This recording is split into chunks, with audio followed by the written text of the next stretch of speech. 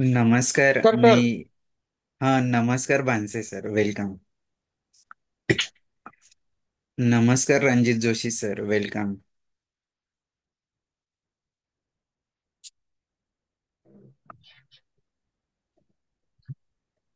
नमस्कार मॅडम, माझा आवाज येतोय ना?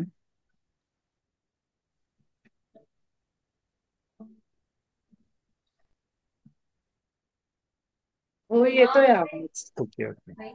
नमस्कार. मी संकल्प फाउंडेशनच्या वतीने आपल्या सर्वांचे पुनश्च एकदा स्वागत करतो. आजच्या ह्या संवाद सारथी व्याख्यानमालेच्या पुष्प 122 गुंफण्यासाठी आपल्या ज्या महानुभाव आहेत, ॲडव्होकेट रेखा चिरनेकर मॅडम, अ, यांना ऐकण्यापूर्वी मी आमच्या एनजीओ बद्दल एक 2 मिनिटात इथं माहिती देतो. नंतर आज आपण या सुंदर अशा व्याख्यानाला सुरुवात करूया. आपल्या आजच्या वक्ता रेखा मॅडम आणि आता यापूर्वीचे सर्व 121 महानुभाव यांच्याबद्दल जेव्हा मी ऐकत असतो आमच्या एनजीओ मधून या ऑनलाईन प्लॅटफॉर्म मध्ये, तर निश्चितच आमच्या एनजीओला याबद्दल खूप छान अभिमान वाटत असतो. आता आमचं एनजीओ काय करतं, आतापर्यंत काय केलंय ऑनलाईन आणि ऑफलाईन या माध्यमातून, याच्याबद्दल एक 2 मिनिटात मी इथं माहिती देतो.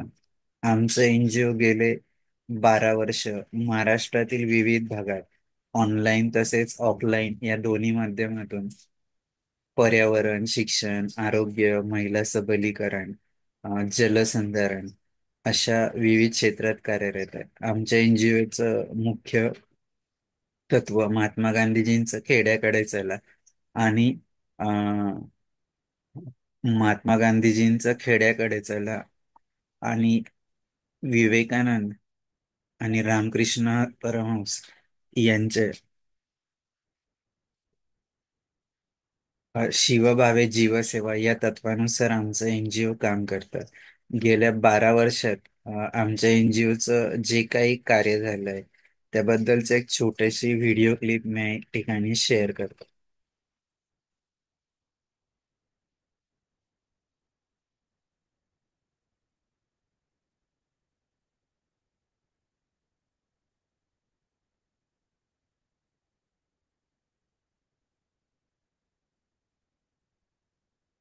निर्माणों के पावन युग में हम चरित्र निर्माण न भूले, स्वार्थ साधना की आंधी में वसुधा का कल्याण न भूले। माना अगम गाध सिंधु है, संघर्षों का पार नहीं है, किंतु डूबना मझधारों में साहस को स्वीकार नहीं है। जटिल समस्या सुलझाने को नूतन अनुसंधान न भूले। निर्माणों के पावन युग में हम चरित्र निर्माण न भूले, स्वार्थ साधना की आंधी में वसुधा का कल्याण न भूले। शील विनय आदर्श श्रेष्ठता तार बिना झंकार नहीं है। शिक्षा क्या स्वर साध सकेगी यदि नैतिक आधार नहीं है। कीर्ति कौमुदी की गरिमा में संस्कृति का सम्मान न भूले। निर्माणों के पावन युग में हम चरित्र निर्माण न भूले, स्वार्थ साधन की आंधी में वसुधा का कल्याण न भूले। आविष्कारों की कृतियों में यदि मानव का प्यार नहीं है, सुजन ही। कोरोना काळात जेव्हा आमच्या सगळ्या फिजिकल ऍक्टिव्हिटी बंद होत्या एनजीओच्या, तर आम्ही ऑनलाईन माध्यमातून आमच्या एनजीओ कडून ऑनलाईन वेबिनार सिरीज सुरू केली की त्यात अगदी ग्रामीण विकासापासून तर कृषी प्रक्रिया उद्योग असेल, यासोबतच स्पर्धा परीक्षा मार्गदर्शन असेल, शेतीच्या विविध पद्धती जसं natural farming, organic farming, millets farming, यासोबतच त्या संपूर्ण कालावधीत कोरोना काळात लोक खूप सारे विद्यार्थी असतील, पालक असतील किंवा इतर सामान्य जण, हे सगळे स्क्रीनचा खूप वापर त्यांचा वाढला होता. मग मोबाईलची स्क्रीन असेल, टीव्हीची स्क्रीन असेल किंवा कम्प्युटरची स्क्रीन असेल, त्यावर कसं नियंत्रण करावं, त्याचा योग्य वापर कसा करावा, म्हणून पालक आणि विद्यार्थी या दोघांसाठी आम्ही ऑनलाईन वर्कशॉप देखील घेतलं. यासोबतच आपले दैवत छत्रपती शिवराय, डॉक्टर बाबासाहेब आंबेडकर, भगवान गौतम बुद्ध यासोबतच पाणी, तसेच विश्वशांती, अशा विविध सामाजिक विषयांवर देखील आम्ही व्याख्यानाचे आयोजन केले. आणि या संपूर्ण व्याख्यानमालेत आम्हाला महाराष्ट्रातून खूप सारा भरभरून प्रतिसाद मिळाला. आणि हे सगळं ऑनलाईन असल्यामुळे लोकांना सहजपणे याला जॉईन करता आलं. आणि त्यातनं जे फीडबॅक मिळाले ते आमच्यासाठी खूप सारे महत्वाचे होते. आता आपण ज्या वेबिनार मध्ये जमले आहोत, संवाद सारखी, त्याविषयी मी एक 2 मिनिटात सांगतो. संवाद सारथी व्याख्यानमाला सुरू करण्याचा मुख्य उद्देश, की जे पण डिफरंटली एबल किंवा अपंग व्यक्ती आहे त्यांचा जीवन प्रवास जाणून घेण्यासाठी आम्ही संवाद सारथी व्याख्यानमालेची सुरुवात केली. या संवाद सारथी व्याख्यानमाला सुरू करताना आम्ही खूप लोकांशी चर्चा केली आणि त्यात असं आढळलं की असं कुठलं तरी प्रोजेक्ट की जो संवादातून लोकांबद्दल जाणून घेता येईल. आणि विशेष म्हणजे जे पण डिफरंटली एबल लोक आहेत, जेव्हा त्यांच्याबद्दल आम्ही विचार करतो, त्यांच्याबद्दल जाणून घेतो, तर आम्हाला जाणीव होते की त्यांचा जो जीवन संघर्ष आहे हा रोजच असतो. त्यांना रोजच नवीन नवीन चॅलेंजेसला सामोरं जावं लागतं. ते त्यांच्या जी काही कमी आहे ती ओळखून त्याच्यावर मात कशी करतात, आपल्या जीवनाचं बॅलन्सिंग कसं करतात, हे सगळं करत असताना ते ज्या क्षेत्रात कार्यरत आहे त्या क्षेत्रात ते निश्चितच कधी इतरांसोबत, तर कधी त्यांच्या पुढे आपलं अस्तित्व सिद्ध करत असतात. या सगळ्या आतापर्यंतच्या 121 वेबिनार्स मध्ये जेवढे पण महानुभाव आले, प्रत्येक वेळेस आम्हाला त्यांच्याकडून नवीन गोष्टी ऐकायला मिळाल्या, शिकायला मिळाल्या आणि ते इतरांपर्यंत पोहोचवण्याची संधी देखील मिळाली. तर खरोखर आम्हाला खूप अभिमान वाटतो की या माध्यमातून आम्हाला समाजाची सेवा करता येते, त्यांच्यापर्यंत पोहोचता येत आहे. निश्चितच आम्हाला याबद्दल खूप प्राऊड फील होतं. मी जास्त वेळ न घेता आपल्या आजच्या महानुभाव ॲडव्होकेट रेखा मॅडम यांचा परिचय करून देण्यासाठी अनिता मॅडमला विनंती करतो. Doctor Anita madam. धन्यवाद सर. नमस्कार. संकल्प फाउंडेशन सामनेर आयोजित संवाद सारथी या वेब संवाद सत्रातील पुष्प 122. संवाद सारथी या वेब संवाद सत्रातील 122 पुष्प पुसण्यासाठी आपल्या अपंगत्वावर मात करत व्यावसायिक व सामाजिक क्षेत्रात आपले वेगळे स्थान निर्माण करणाऱ्या पनवेल, जिल्हा रायगड येथील आपली बकेट लिस्टच्या संस्थापिका माननीय ॲडव्होकेट रेखा अजय चिरनेकर मॅडम आज आपणास वक्त्या म्हणून लाभलेल्या आहे. मॅडमचा थोडक्यात परिचय. मॅडमचं शिक्षण BA MSW LLB मॅडम झालेले आहेत. मॅडम व्यवसायाने वकील आहेत मॅडम. त्याचबरोबर मॅडम सामाजिक कार्यकर्ता देखील आहेत. मॅडम ह्या वक्त्या आहेत. माय बकेट लिस्ट प्रत्येक महिलांसाठी अद्वितीय व्यासपीठची मॅडमने निर्मिती केलेली आहे. फिनिक्स फाउंडेशनच्या मॅडम संस्थापिका देखील आहेत. मॅडमला आजवर अनेक पुरस्कार भेटलेले आहेत. त्यापैकी काही मी इथे नमूद करू इच्छिते. मॅडमला 2024 रोजी अंबरनाथ येथील Rotary Club of Ambernath north कडून दिव्यांग योद्धा पुरस्कार मॅडमला लाभलेला आहे. मॅडमला 2023 रोजी विवेकानंद युथ कनेक्ट फाउंडेशन मुंबईकडून मुंबई सस्टेनेबिलिटी पुरस्कार 2023 मॅडमला प्राप्त झालेला आहे. मॅडमला 2023चा पीपल्स आर्ट सेंटर मुंबई तर्फे छत्रपती शिवाजी महाराज अचिव्हमेंट अवॉर्ड देखील मॅडमला मिळालेला आहे. मॅडमला 27 नोव्हेंबर 2022 रोजी FS न्यूज चॅनल कडून अमृत सन्मान पुरस्कार देखील मॅडमला बहाल झालेला आहे. तसेच मॅडम लक्षवेध बिझनेस जत्रा 2022 मधून मिळालेला सर्वोत्कृष्ट उद्योजक पुरस्कार देखील मॅडमला लाभलेला आहे. मॅडमला 2022 रोजी परिणिता सोशल फाउंडेशन नवी मुंबई कडून परिणिता सखी सन्मान देखील मॅडमला प्राप्त झालेला आहे. तसेच मॅडमला मानव सेवा संघ अंबरनाथ कडून अहिल्याबाई होळकर पुरस्कारचे पुरस्कार देखील मिळालेला आहे. तसंच आयकॉन प्रतिष्ठान डोंबिवलीकडून 2017 मध्ये मदर तेरेसा पुरस्कार देखील मॅडमला मिळालेला आहे. 2015 मध्ये कल्याण डोंबिवली कुंभार समाज संस्थेकडून विशेष पुरस्कार देखील मॅडमला प्राप्त झालेले आहेत. तसेच कैलासवासी दत्तात्रय शिंदे प्रतिष्ठान पुणेकडून 2024 मध्ये राज्यस्तरीय अपंगश्री पुरस्कार देखील मॅडमला प्राप्त झालेला आहे. मॅडमचे छंद नेटवर्किंग, वाचन, संगीत असे मॅडमचे छंद आहेत.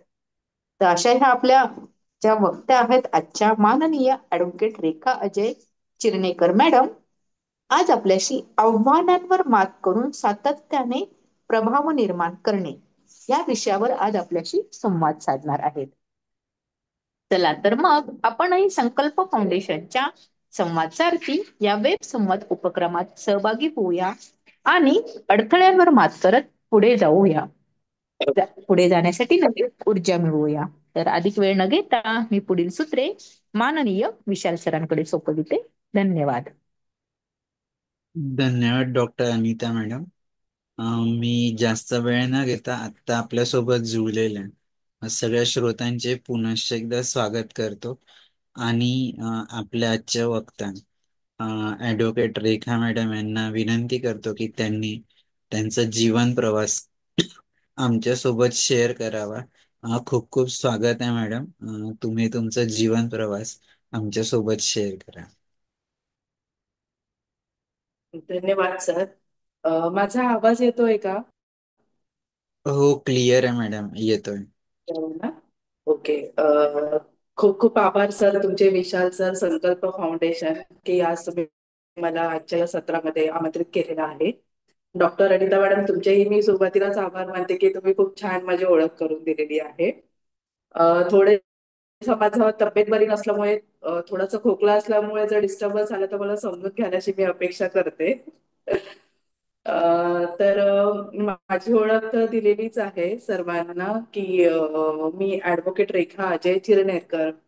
पण ही ओळख निर्माण करण्यासाठी जो माझा आतापर्यंतचा प्रवास आहे किंवा इथपर्यंत पोहोचण्यासाठी मला ज्या ज्या गोष्टींच्या अडचणींना सामोरं जावं लागलेलं आहे, तर त्याचा मी एक थोडक्यात माझा जो प्रवास आहे तो मी आज सांगणार आहे.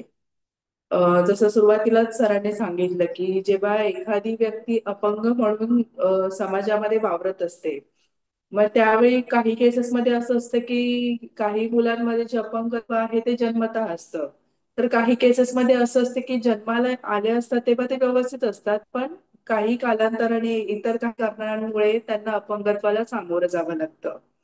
परिस्थिती काहीही असू दे, दिव्यांगत्व हे 100% असू दे किंवा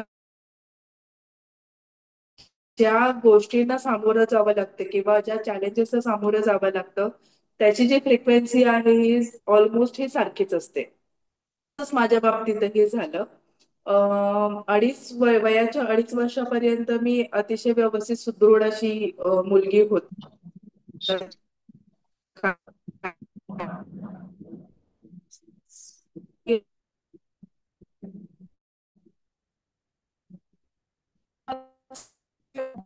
मॅडम, तुमचा आवाज ब्रेक होतो.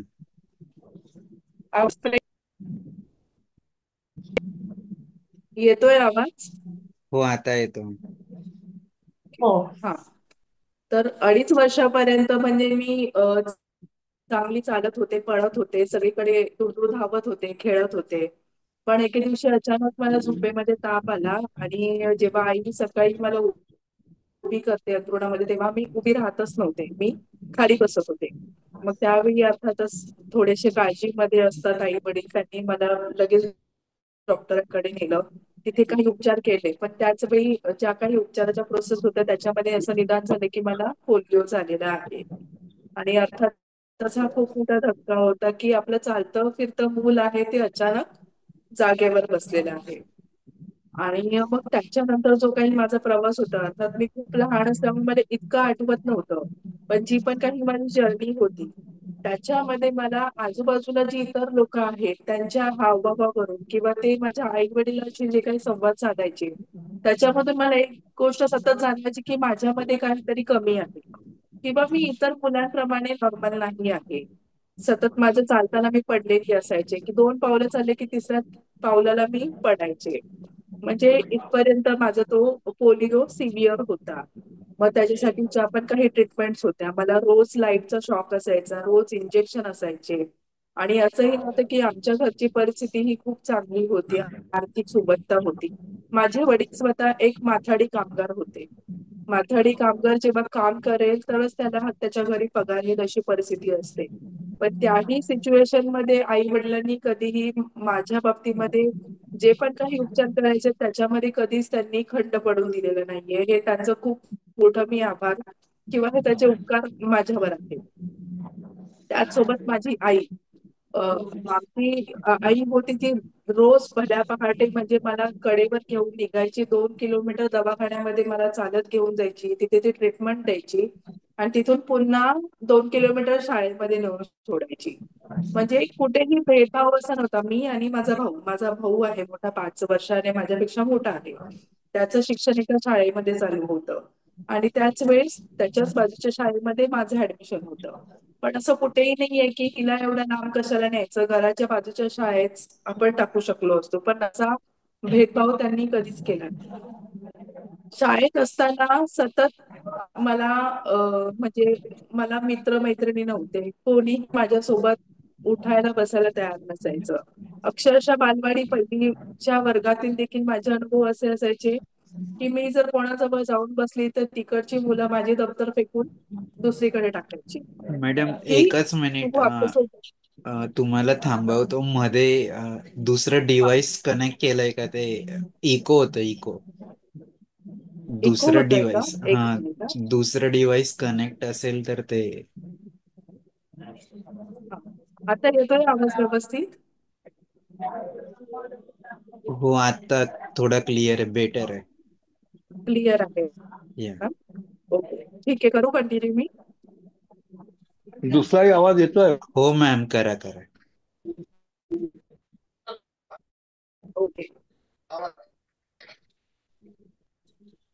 तर असं माझ्या शाळेत देखील माझा प्रवास असाच होता, की कोणी खेळायला घ्यायचं नाही. डब्बा खाताना देखील मला इतके बोलत नाही. ते असू दे किंवा ज्या पण काही सोशल ऍक्टिव्हिटी असतील, तिथे मला इन्व्हॉल्व व्हायला आवडायचं, पण समोरून मला प्रत्येक वेळी नाकारलं जायचं. आणि मग मग मी आईला सांगायचे, की "तू आमच्या मॅडमला सांग, मला घ्या." पण आता शिक्षणाचं देखील लिमिटेशन असायचं आणि मला स्वतःला माहीत नव्हतं, की माझ्यामध्ये काही शारीरिक लिमिटेशन्स आहेत, असं व्हायचं. पण त्याही परिस्थितीमध्ये आईचं माझ्या नेहमी एक असायचं, की ती मला रोज मोटिव्हेट करायची. रोज एक माझ्यासाठी चॅलेंज असायचं, की मी घरापासून शाळेपर्यंतचा जो प्रवास आहे, तो मी एक दिवस असा असेल, की मी न पडता तो पार करेन. पण असं व्हायचंच नाही. अगदी शाळा समोर आली आणि मी पडली. रोज चॅलेंज असायचं, की "चल आज तू न पडता चालून दाखव." पण माझ्यासाठी ते शक्य व्हायचं नाही. असं व्हायचं, की मी पडायचेच म्हणजे पडायचे. माझ्यासाठी कमरेपर्यंत स्टँडचे बूट होते. ते 5वी-6वी पर्यंत मी वापरलेले आहेत. तर असा हा सगळा प्रवास चालू होता. पण त्याच्यामध्ये जे काही समाजाचं जे मला योगदान मिळालं, त्याच्यामुळे सतत माझ्यामध्ये एक न्यूनगंड असायचा, की मी काही करू शकत नाही किंवा मी अभ्यासामध्ये कधीच पुढे जाऊ शकत नाही. एक शून्य आत्मविश्वास म्हणतो, तो शून्य आत्मविश्वास माझ्यामध्ये होता. आणि त्याच्यामुळे शाळेमध्ये देखील माझा रिझल्ट हा नेहमी बेताचाच असायचा. म्हणजे लिटरली म्हणजे काठावर पास असतील किंवा काय असतील. अशा पद्धतीने माझी ती प्रगती असायची. असं शिक्षण करत करत मी 10वी पर्यंत आले. पण त्यावेळी हे सुद्धा तेच इतरांचं, की म्हणजे नातेवाईक भेटले, की हिचं कसं होणार? ही तिच्या पायावर कशी उभी राहणार? सतत हेच प्रश्न त्यांच्या चेहऱ्यावर असायचे किंवा त्यांच्या डोळ्यामध्ये असायचे. आई-वडिलांना सरळ-सरळ विचारायचे. पण आई-वडिलांनी कधी हार मानली नाही. पण कसं होतं, की माझ्या पायावर उभी राहिली पाहिजे. आणि 10वीला असताना मी सुद्धा ठरवलं, की नाही आता नाही. मला काही माझं स्वतःचं अस्तित्व सिद्ध करण्यासाठी किंवा मला माझं जे लाईफ आहे ते चांगल्या पद्धतीने पुढे घालवायचं असेल, तर मला शिकावं लागेल आणि स्वतःच्या पायावर उभं राहावं लागेल. अर्थातच हे ठरवलं, पण हा प्रवास काही इतका साधा सरळ सोपा नव्हता. तर जसं मी आधीच सांगितलं, की घरची परिस्थिती ही खूप काही म्हणजे अशी मध्यमवर्गीय देखील आपण म्हणू शकत नाही, की पुढचं जे पण काही शिक्षण आहे, की त्याच्यासाठी वडील खर्च करू शकतील. कारण ते स्वतः हार्ट पेशंट होते आणि मी 9वीला असताना त्यांना स्वतःला त्यांचं अ, अर्थातच मोलमजुरीचं काम आणि हृदयावर ताण या गोष्टीमुळे त्यांना त्यांची नोकरी सोडावी लागली होती. माझा जो मोठा भाऊ आहे तो सुद्धा त्याचं नोकरी करत करत त्याने त्याचं शिक्षण पूर्ण केलं. आणि मग 10वी नंतर देखील मी सुद्धा डिसाईड केलं, की जे पण काम मिळेल ते करायचं, शिकायचं आणि त्याच्यातूनच पुढे जायचं. पण याच्यासाठी अर्थातच सगळ्यात महत्वाचं होतं, की आत्मविश्वास किंवा लोकांशी ॲटलीस्ट बोलायचं कसं, याचं तरी नॉलेज मिळालं पाहिजे. 10वी मध्ये मी चांगल्या मार्कांनी, चांगल्या म्हणजे म्हणण्यापेक्षा म्हणजे अपेक्षेपेक्षा खूप चांगले म्हणजे मी 58% मार्क घेऊन पास झाले.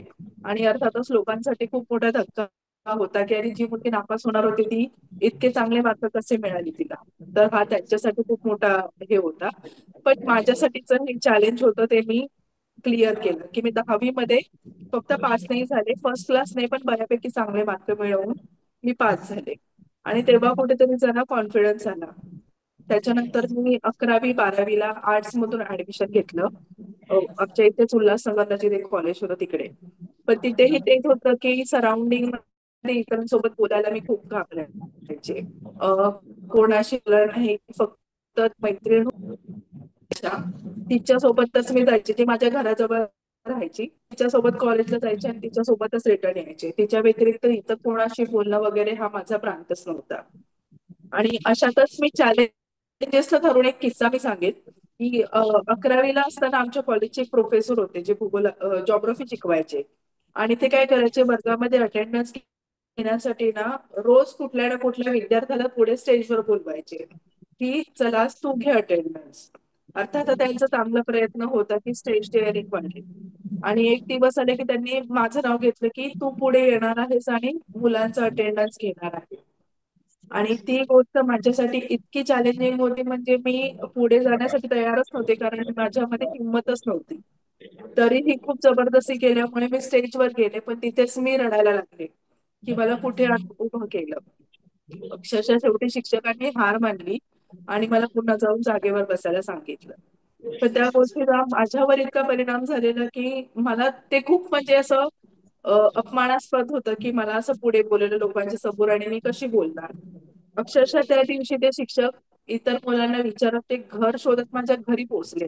का त्यांना भीती वाटली, की ह्या मुलीने काही स्वतःचं बरं वाईट करून न घ्यावं किंवा काही वेगळा तिने अर्थ न काढावा. ती त्यांना भीती वाटली आणि माझ्या काळजीपोटी ते घरी आले आणि माझ्या आई-वडिलांशी बोलले. तर ह्याच्यावरून तुम्ही विचार करू शकता, की माझ्यामध्ये किती म्हणजे आत्मविश्वासाचा अभाव होता.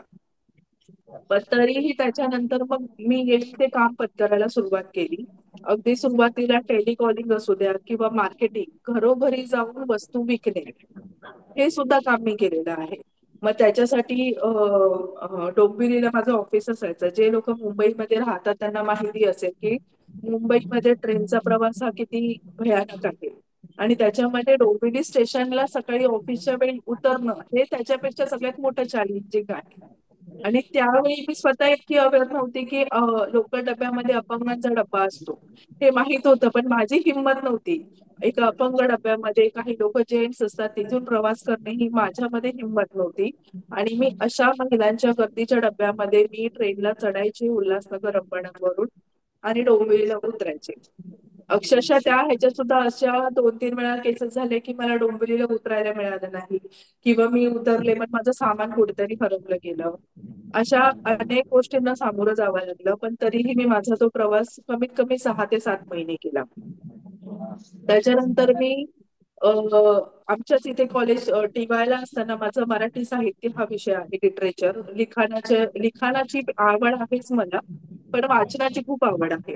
म्हणजे माझ्या आयुष्यामध्ये मी घडले त्याच्यामध्ये हा एक खूप महत्वाचा पॉइंट आहे. लहानपणापासूनच आम्हाला वाचनाची आवड होती. माझ्या आईला होती. लायब्ररीमध्ये आमचं अकाउंट होतं आणि आईमुळे तीच वाचनाची आवड मला आणि माझ्या भावाला लागली. अक्षरशः आमच्याकडे पुस्तकं वाचण्यापासून आमच्यामध्ये भांडणं व्हायची, की मला पुस्तक वाचायचंय. आमच्या घरी टीव्ही हा प्रकार नव्हता. जरी जेव्हा लोकांच्या घरात कलर टीव्ही आले, तेव्हा आमच्या घरामध्ये ब्लॅक अँड व्हाईट टीव्ही होता, तो पण दूरदर्शन चॅनल. सो तिथे आमचं खूप जास्त लिमिटेशन होतं. आम्हाला ही आवड नव्हती. पुस्तक वाचणे हाच आमचा छंद असायचा. लायब्ररीमध्ये पुस्तक शिल्लक नसायचं. अक्षरशः आम्ही वाट बघायचो, की नवीन पुस्तकं कधी येणार. तर हा एक खूप महत्वाचा एक हे आहे, की ह्याच्यामुळे देखील जीवनामध्ये पुढे जाण्यासाठी खूप मदत झाली. टी-वायला असतानाच मी आमच्याच इथे उल्हासनगरमध्ये एका शोरूम मध्ये मी जॉब जॉईन केलेला. का तर लास्ट फायनल इयर आहे, अभ्यासालाही वेळ मिळावा आणि प्रवासाचा जास्त वेळ न जावा या दृष्टीने मी घराजवळच एका शोरूम मध्ये काम जॉईन केलं. तिथे इन्शुरन्सच काम होतं, टेलिकॉलिंगचं. आणि 2005चा जो पूर आला, महापूर आला, त्या महापुरामध्ये अर्थातच पूर्ण उल्हासनगर, कल्याण, अंबरनाथ सगळं बुडालं होतं आणि त्याच दिवशी माझ्या त्या जॉबचा देखील शेवट झाला. सो म्हणजे जे मी करत होते ते मला सस्टेन सुद्धा ठेवता येत नव्हतं. कुठल्या ना कुठल्या कारणामुळे किंवा कुठल्या कुठल्या परिस्थितीमुळे मला तिथून पुन्हा मागे यावं लागत होतं. पण ह्याच्यातच मी संधीही शोधत असायचे, की आता पुढे काय, नवीन काय मिळेल मला संधी. आणि अशी संधी मला मिळाली. BA महापूर आला त्याच्यानंतर शासनाने ज्या काही लोकांना 5,000-5,000च्या जी मदत निधी लोकांना दिली होती, त्याचं डाटा एंट्रीचं काम होतं. अर्थात त्यावेळी मराठी टायपिंग माझं झालं नव्हतं. माझं इंग्लिश टायपिंग झालं होतं. पण तरीही मी ते चॅलेंज केलं. मी सरांना म्हटले, की "सर मी करेन." आणि मराठी टायपिंग मी बघून बघून शिकले. ते काम पूर्ण केलं. त्याच्यानंतर मी मराठी एक्झाम सुद्धा दिली. सो मी कुठलं काम जर माझ्या समोर येते, मी एक नाकारलं नाही. प्रत्येक ठिकाणी मी शिकण्याची भूमिका ठेवली, की मी बघेन, शिकेन आणि मी करेन. आणि या भूमिकेमधून जात जातच माझं जे पण काही टायपिंगची कामं आहेत तीही पूर्ण झाली. हे माझं शिक्षणाचं काम चालू होतं, पण अर्थात आई-वडिलांचं शिक्षण कमी आहे आणि त्यांचा दृष्टिकोन वेगळा आहे. सो त्यांचं एक होतं, की मुलीला टेलरिंग शिकवलं किंवा तिने ब्युटी पार्लर केलं, तर ती तिच्या पायावर उभी राहील. सो 10वी-12वीच्या व्हॅकेशनमध्ये अर्थात माझे हेही कोर्स पूर्ण झाले. मी टेलरिंग पूर्ण केलं, मी ब्युटी पार्लर पूर्ण केलं. प्रत्येक सुट्टीमध्ये जे मिळेल ते मी शिकत पुढे गेले. BA झाल्यानंतर एका सामाजिक संस्थेमध्ये अवेही अबॅकस ही एक संस्था आहे. तर त्या संस्थेमध्ये काही जागा अवेलेबल होत्या. जी शाळा BMC शाळेमध्ये मुलांसोबत संगती नावाचा प्रोजेक्ट रन करते. आणि त्या प्रोजेक्टसाठी जे पण काही कॅन्डिडेट होते ते मोस्टली B.Ed आणि D.Ed म्हणजे ज्यांचं B.Ed आणि D.Ed झालेले आहे असेच कॅन्डिडेट ते सिलेक्ट करत होते. याच दरम्यान आम्हाला या नोकरीबद्दल माहिती मिळाली. माझी जी मैत्रीण आशा, जिचं मी सुरुवातीला नाव घेतलं, 11वी पासून ती कायम माझ्या सोबत होती. आमच्या दोघींचं एज्युकेशनही पूर्ण झालं एकत्र. आम्ही बऱ्याच ठिकाणी जॉबही एकत्र केले आणि आताही ती माझ्यासोबतच असते. तर तिच्या प्रोत्साहनामुळे मला अजून पुढे जाण्यासाठी मदत झाली. तिथे आम्ही इंटरव्ह्यू दिला आणि आम्ही दोघी पहिल्या कॅन्डिडेट असे होतो, की ज्यांचं B.Ed आणि D.Ed झालंय, पण आमचं फक्त ग्रॅज्युएशन झालं होतं. पण आम्हाला ग्रॅज्युएशनच्या बेसवर आमचं सिलेक्शन झालं. आणि तिथून माझ्या खऱ्या मिळाली. कारण जो माझा आवडीचा प्रांत होता, की सामाजिक कार्य, हे माहिती होतं, पण याच्यामध्येही करिअर करता येतं याची कल्पना नव्हती. तर ती आम्हाला या संस्थेमध्ये आम्ही नोकरी करण्यास सुरुवात केली आणि काम करता करता आम्हाला कळालं, की MSW नावाची एक डिग्री सुद्धा असते, जी मिळवून तुम्ही प्रोफेशनल सोशल वर्कर म्हणून स्वतःला एस्टॅब्लिश करू शकता.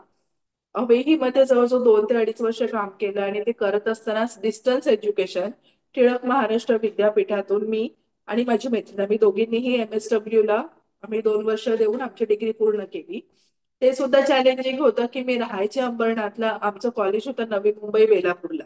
म्हणजे सोमवार ते शुक्रवार आमचं जे ऑफिस होतं ते होतं भायखळा कुर्ला आणि कंप्लीट फील्ड वर्क असायचं. म्हणजे आम्हाला ऑफिस वर्क नाही, आम्हाला प्रत्येक वेळी वेगवेगळ्या शाळेमध्ये व्हिजिट करावी लागायची आणि रविवारी मला बेलापूरला येऊन कॉलेज करावं लागायचं.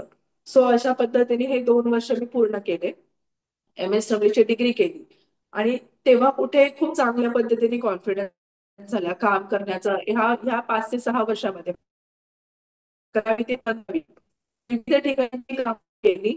त्याच्यातून माझ्यामध्ये जो आत्मविश्वास डेव्हलप झाला, लोकांशी बोलण्याचा, नवीन गोष्टी शिकण्याचा आणि त्याच्यातून मी खूप चांगल्या पद्धतीने पेट होत गेले. आणि अर्थातच याच्यामध्ये जात असतानाच अ, आपला जो समाज आहे की लग्न लग्न हा एक खूप मोठा महत्वाचा विषय असतो. तर तोही विषय होता की घरच्यांना काळजी होती की माझं कसं होईल, कारण नातेवाईक सतत तेच म्हणायचे. पण असाच एक साथीदार माझ्या आयुष्यात आला, माझे मिस्टर जे अजय चिरनेकर, जे स्वतः पूर्णपणे सक्षम आहेत.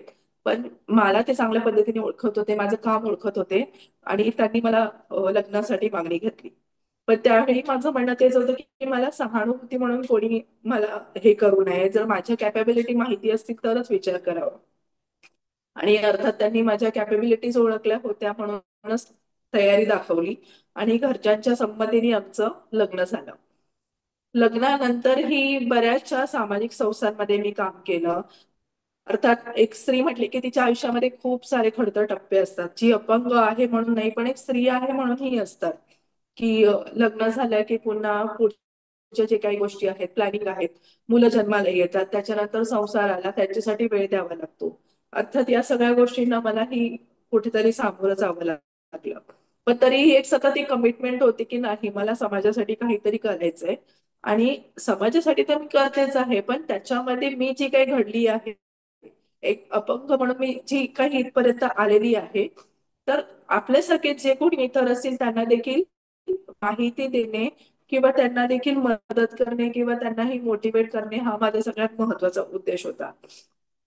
आणि या शोधात असतानाच मला एक ऑर्गनायझेशन मिळाली, MBA फाउंडेशन, जी मुंबईमध्ये अपंग मुलांचं पुनर्वसनाचं काम करते.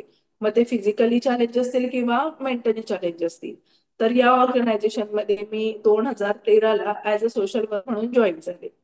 त्याच्या आधी मी एच पॉझिटिव्ह पेशंट सोबत काम केलं. मी कर्जतला मी सब डिस्ट्रिक्ट हॉस्पिटल मी ऍज अ काउन्सिलर म्हणून काम करत होते. की माझं काम होतं की समजा एखादा पेशंट जर HIV पॉझिटिव्ह निघतो तर त्याचं समुपदेशन करणे. तर तेही माझ्यासाठी ठीक, माझ्यासाठी सॅटिस्फाईड जॉब होता तो. पण तिथेही मला एक चॅलेंज होतं की रायगड जिल्हा असल्यामुळे मला अलिबागला दर महिन्याला मीटिंगला जावं लागायचं. जो प्रवास 6 ते 7 तासाचा कमी आणि त्याच्यामुळे अर्थात माझं बाळ लहान असल्यामुळे त्यावेळी मला कालांतराने तिथून मला तो जॉब करावा लागला. तो तर माझा सेटल होता, म्हणजे कॉन्ट्रॅक्ट बेसिसवर होता, पण गव्हर्नमेंट सेटअपमध्ये जॉब होता. पण काही कारणामुळे मला तोही सोडावा लागला. त्याच्यानंतर मी जसं MBA फाउंडेशन आणि तिथे मला एक सॅटिस्फॅक्शन मिळालं की चला मला माझ्या समूहासोबत काम करायला मिळतंय. आणि तिथे काम करत असताना माझा जो रोल होता, आमच्या संस्थेची एक कंपनी आहे, self esteem foundation for disabled, जी 25 सेक्शन ऍक्ट मध्ये काम करते. आणि या ऍक्टच्या अंतर्गत जी अपंग मुलं वेगवेगळ्या वस्तू बनवतात त्याचं CSR ज्या कॉर्पोरेट कंपन्या आहेत तिथे जाऊन प्रेझेंटेशन घेणं, तिथे डिसेबिलिटी अवेअरनेस घेणं, कॉर्पोरेट गिफ्टिंगसाठी प्रयत्न करणं, एक्झिबिशन्स क्रिएट करणं, इव्हेंट्स घेणे, सेलिब्रिटी मॅनेज करणे, अशा खूप वेगवेगळ्या टप्प्यावर मला काम करायला मिळालं. आणि ज्याचा मला स्वतःला वैयक्तिक देखील खूप चांगला उपयोग झाला. म्हणजे काम करत असताना एक मला समाधान सुद्धा मिळत होतं आणि नवीन गोष्टी देखील शिकायला मिळत होत्या. हे करत असतानाच मी ज्या ठिकाणी राहत होते अंबरनाथमध्ये, अंबरनाथमध्ये एकही स्पेशल स्कूल नव्हते आणि आमच्या संस्थेला MBA फाउंडेशनला अ, अशी संधी मिळाली होती की अशा ठिकाणी एक नवीन ब्रांच ओपन करा की जिथे मुलांना सुविधा मिळत नाहीये. सो त्यावेळी देखील मीच पुढाकार घेऊन आमच्या संस्थेला अप्रोच केलं की तुम्ही अंबरनाथमध्ये हा सेटअप चालू करू शकता, कारण इकडच्या मुलांना मुंबईला जाणं खूप लांब पडतं. आणि अर्थातच त्याच्यासाठी मला सर्व्हे करावा लागला, रिपोर्टिंग करावं लागलं. आणि या सगळ्या प्रोसेस नंतर संस्थेने पुढाकार घेऊन अंबरनाथमध्ये एक शाखा ओपन केली, ज्या ठिकाणी जी लहान मुलं आहेत त्यांना थेरपीस देणं किंवा त्यांचं जे काही स्पेशल एज्युकेशन आहे हे सगळं चालू होतं. अर्थात हे करत असताना पुन्हा ब्रेक आला करिअरमध्ये आणि काही कारणामुळे मला जॉब सोडावा लागला. पण जॉब सोडल्यानंतर काही कालांतराने काही टेक्निकल इश्यूमुळे संस्थेला देखील ती ब्रांच बंद करावी लागत होती. पण ब्रांच बंद करणं ठीक आहे टेक्निकल, पण जे पालक होते किंवा जे मुलं होते ते पुन्हा रिकामे झाले असते, की आता आम्ही पुन्हा कुठे जाणार? आता आमचं एज्युकेशन बंद झालं. आणि त्यामुळे मग मी डिसिजन घेतला, की मी स्वतः इथे सेटअप चालू करेन आणि मग त्यानंतर फिनिक्स फाउंडेशन या संस्थेची मी निर्मिती केली 2016 मध्ये. आणि फिनिक्स फाउंडेशनच्या अंतर्गत मी त्याच ठिकाणी त्याच मुलाने त्या पालकांना घेऊन मी सुरुवात केली. तिथे त्यांचं जे पण काही एज्युकेशन होतं, जे पण काही त्याचं मेडिकल ट्रीटमेंट होते, डॉक्टरांचं सेटअप होतं, ऑक्युपेशन थेरपिस्ट असतील, फिजिओथेरपिस्ट असतील, स्पीच थेरपिस्ट असतील, जे माझ्या सेंटरमध्ये येऊन मुलांना ट्रीटमेंट देत होते नॉमिनल चार्जेसमध्ये. अर्थात याच्यासाठी काही डॉक्टर्सची टीम होती, रोटरीचे काही मेंबर्स होते अंबरनाथचे, ते देखील मला सपोर्ट करत होते. पण तरीही किती झालं तरी मी एकटी किती पुरी पडणार, कारण जरी सोशल वर्क असलं तरी त्याच्यासाठी फंड लागतो किंवा काही गोष्टी लागतात. आता त्याच्यासाठी माझे कॉर्पोरेट असतील किंवा नगरपालिका असतील त्यांच्यासोबतही माझं सतत कम्युनिकेशन व्हायचे, माझे अर्ज चालू असायचे की तुम्ही मला इथं जागा अरेंज करून द्या किंवा एक व्हेकल अरेंज करून द्या की जेणेकरून मुलं त्या गाडीने शाळेमध्ये येतील किंवा जातील. याच्यामध्ये मला एक प्रामुख्याने सांगावं असं वाटतं, की जे मी सांगितलं, की जास्त शिकलेले नसतानाही माझ्या आई-वडिलांनी माझ्यासाठी जे लहानपणी एफर्ट्स घेतले, त्याच्यामुळे आज मी खूप चांगल्या पद्धतीने मी रिकव्हर झालेली आहे. म्हणजे जे मला आज प्रत्यक्ष ओळखतात ते बघतील तर त्यांना वाटणार नाही, की ही लहानपणी खरंच एवढी क्रिस्प होत होती का? आता मी व्यवस्थित चालू शकते. थोडंफार मला हे होतं, पण तरी पण मी स्वतःला खूप चांगल्या पद्धतीने मॅनेज करू शकते. मी या चॅलेंजेसमध्ये मी ट्रेकिंग सुद्धा केलेलं आहे. मी रायगड किल्ला सर केलेला आहे, लोहगड केलेला आहे, कर्नाळा केलेला आहे. म्हणजे मी प्रत्येक ठिकाणी स्वतःला ही चॅलेंज दिलेत, की नाही हे माझ्याकडून होणार नाही, तर हे मला करायचंय, मला करून बघायचंय आणि ते मी केलेलं आहे. तर अशा पद्धतीने माझा हा सगळा प्रवास चालू होता. आणि कालांतराने मिस्टरांचा जॉब नवी मुंबईमध्ये असल्यामुळे आणि तिथेही माझं तेच होतं, की ज्यावेळी माझं अंबरनाथला माझं सेटअप चालू होतं, त्यावेळी माझं सेकंड बेबी मी एक्सपेक्टेड होते, मी प्रेग्नंट होते.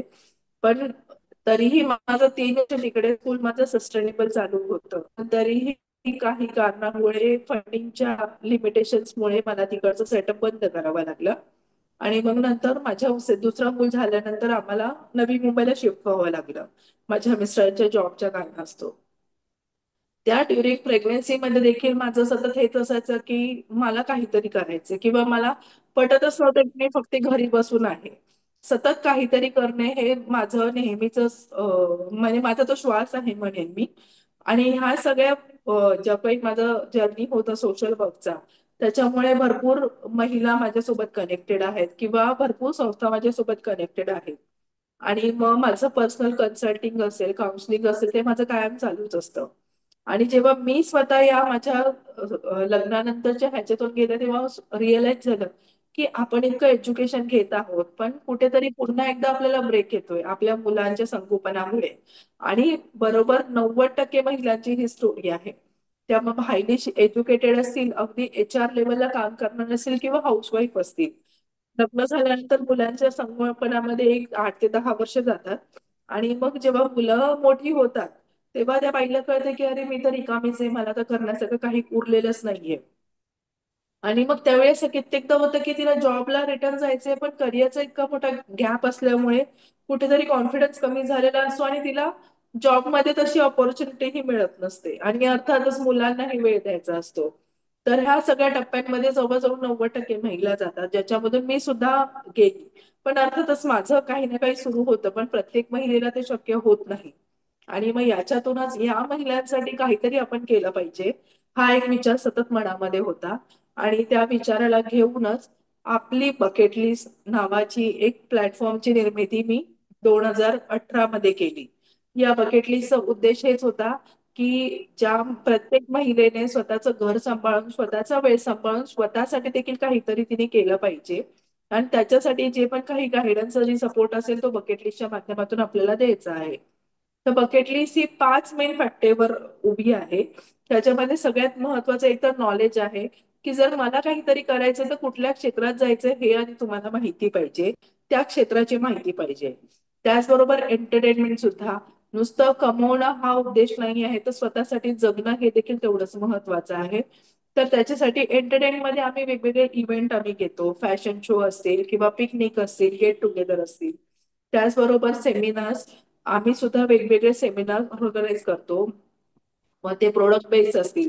म्हणजे अक्षरशः लॉकडाऊनमध्ये आम्ही देखील ऑनलाईन वेबिनार राबवले. त्याच्यामध्ये अगदी केक मेकिंग पासून चॉकलेट मेकिंग असेल, हर्बल सोप मेकिंग असेल, असे विविध प्रोडक्टचे आम्ही वेबिनार्स घेतो. त्याचबरोबर स्किल बेस्ड, की एखादी महिला आहे की जी पूर्णपणे शून्य पाठी आहे, तिला माहितीच नाहीये तिला काय करायचंय.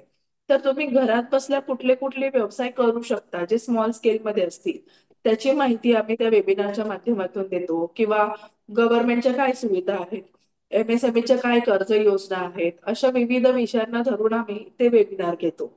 थोडक्यात उद्देश हाच आहे की प्रत्येक महिलेने एक स्वतःची ओळख निर्माण केली पाहिजे, स्वतःला तिने सक्षम केलं पाहिजे. तर अशा पद्धतीने आमचं बकेट लिस्टचं काम चालतंय, जे साधारण 4 ते 5 जिल्ह्यामधून काम आमच्या महिला सभासद आहेत. पुणे, नाशिक, रायगड, नवी मुंबई आहे, मुंबई आहे, अशा 5 ते 6 जिल्ह्यातून महिला आमच्या सभासद आहेत. आमचा एक ऑनलाईन प्लॅटफॉर्म आहे, त्याच्यावर नेटवर्किंग होत असतं. प्रत्येक महिला काही ना काही करत असते आणि प्रत्येक जण तिच्याकडून ते शिकत असतो. याच सोबत आमचे एक्झिबिशन्स असतात वर्षाला, कधी कधी पुरस्कार देखील असतात महिलांना मोटिवेट करण्यासाठी. तर अशा पद्धतीने बकेट लिस्टचं एक काम आमचं सायमल्टेनियसली चालू आहे. त्याचबरोबर अपंगांसाठी देखील मी वेगवेगळ्या संस्थांमध्ये कनेक्टेड आहे.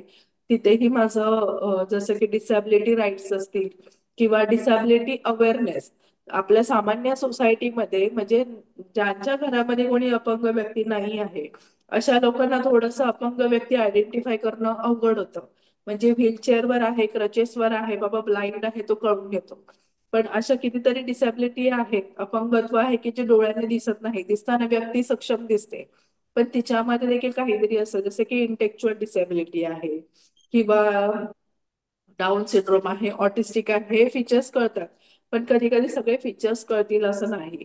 आणि मग त्याच्यामुळे काय होतं, कधी कधी त्या व्यक्तीला वेगळ्या पद्धतीने ट्रीट केलं जातं. योग्य मार्गाने त्या व्यक्तीला नेण्यासाठी कधी कधी लोकांना माहितीच नसतं किंवा घरातल्या व्यक्तीलाच की याला हा प्रॉब्लेम असू शकतो. त्याच्यामुळे तो एक डिसॅबिलिटी अवेअरनेस करणं खूप गरजेचं आहे, जो मी मला जिथे संधी मिळेल, सोसायटीज असतील किंवा स्कूल्स असतील, टीचर्स असतील, तिथे ते मी डिसॅबिलिटी अवेअरनेसचे मी कार्यक्रम करत असते. तर अशा पद्धतीने हे सगळं चालू आहे.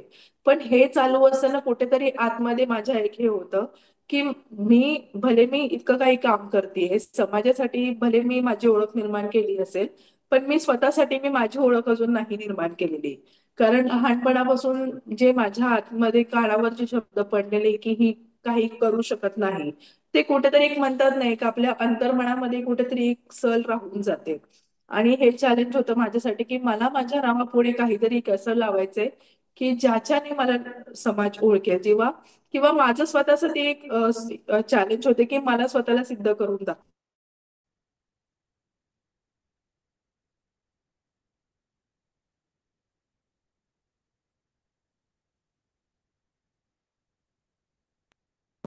देखील मला खूप आधीपासून करायचं होतं, पण अर्थातच घरातल्या ज्या इतर ज्या काही जबाबदाऱ्या आहेत त्याच्यामुळे मला त्यावेळी नाही करायला मिळालं. जेव्हा मग आता मी 4 वर्षापूर्वी मला संधी मिळाली आणि मुलं पण बऱ्यापैकी मोठी झाली आहेत, तर मला माझा वेळ देण्यासाठी थोडासा चान्स मिळाला. आणि त्याच संधीचं सोनं करून मी LLB ला ऍडमिशन घेतलं. आणि आता 2 वर्षापूर्वी मी माझी डिग्री केली कम्प्लीट आणि ऍडव्होकेट म्हणून मी सिद्ध झाले. आणि मी म्हणेन की आता कुठेतरी माझी लढाई संपली स्वतःशी. जे काही माझं लहानपणापासून जे मला होतं की मी कोणीच बनू शकत नाही, तर मी आहे, कोणीतरी आहे. ऍडव्होकेट रेखा चिन्नरकडून मी कर म्हणून मी एक स्वतःची मी ओळख निर्माण केलेली आहे, जी स्वतःचीच माझी लढाई होती. आणि मला वाटतं मी ती सिद्ध केलेली आहे. तर अशा पद्धतीने जो काही माझा प्रवास होता तो चालू होता. आणि आताही मी इतक्या वेगवेगळ्या सेगमेंटवर काम करतेय की एक लीगल प्रॅक्टिस म्हणून देखील मी आता उतरलेली आहे रिंगणामध्ये.